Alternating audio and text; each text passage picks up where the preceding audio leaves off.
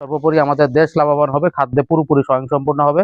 আমি উপজেলা কৃষি অফিসার মহোদয়কে ধন্যবাদ জানাতে চাই আমাকে এরকম একটি অনুষ্ঠানে। চট্টগ্রামের ফটিকছড়ি উপজেলাত রবি মৌসুমের সামনে রাখি ৩,৫০০ জন কৃষকের মধ্যে বিনামূল্যে হাইব্রিড ধানের বীজ বিতরণ করাই।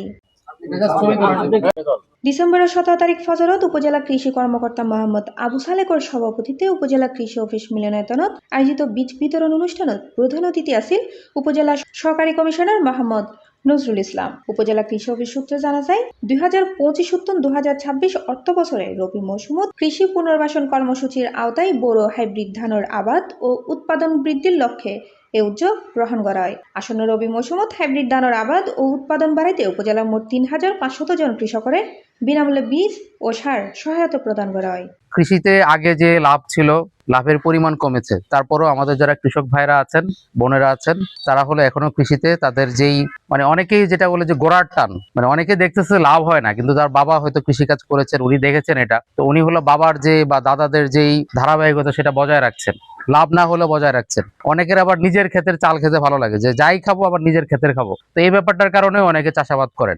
তো এই যে ব্যাপারটা আছে, আমি ফটিকছড়ি অনেক বড় জায়গা, ফটিকছড়িতে আসার আগে আমার ধারণা ছিল যে এখানে আসলে কৃষি তেমন নাই, বাট আমি যখন এসেছি বিভিন্ন জায়গায় গিয়েছি, একেবারে টিলার নিচেও দেখি যে শাকসবজির আবাদ হচ্ছে, ধানের আবাদ হচ্ছে।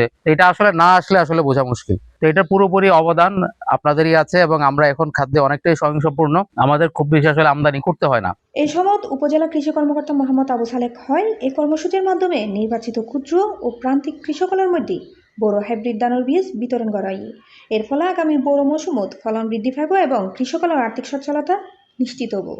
২০২৫-২৬ অর্থ বছরে কৃষি পুনর্বাসন সহায়তা খাত হতে রবি মৌসুমে আমাদের বোরো ধানের হাইব্রিড বীজ প্রণোদন হিসাবে আমাদের ফটিকছড়ি উপজেলায় ৩,৫০০ জন কৃষককে 2 কেজি করে SL8H বোরো ধানের হাইব্রিড বীজ বিতরণ প্রোগ্রাম আজকে উদ্বোধন হলো।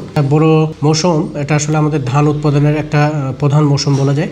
আমাদের হাইব্রিড যে জাতগুলো রয়েছে সেগুলো থেকে কিন্তু উৎপাদনটা বেশি, বিশেষ করে আমাদের উপসি যে জাতগুলো রয়েছে তার চেয়ে বেশ উৎপাদনটা বেশি হয়। তো উৎপাদন এবং সারা দেশব্যাপী যে উৎপাদনটা আছে সেটা বাড়ানোর জন্যই সরকার কিন্তু স্পেশাল যে প্রোগ্রামগুলো সেটা নিয়ে থাকে। তারই অংশ হিসেবে আজকে আমাদের এই প্রণোদন কর্মসূচি ছিল। সার্বিকভাবে আসলে হাইব্রিড বীজটা দেওয়ার একটাই উদ্দেশ্য, সেটা আসলে উৎপাদন বৃদ্ধি। যেহেতু আমাদের আবাদি জমি দিন দিন কমে যাচ্ছে, লোক সংখ্যা অনেক বেশি, এই জন্য আমাদের একই জমিতে যেন উৎপাদনটা বেশি হয়। C+ TV Chittagong.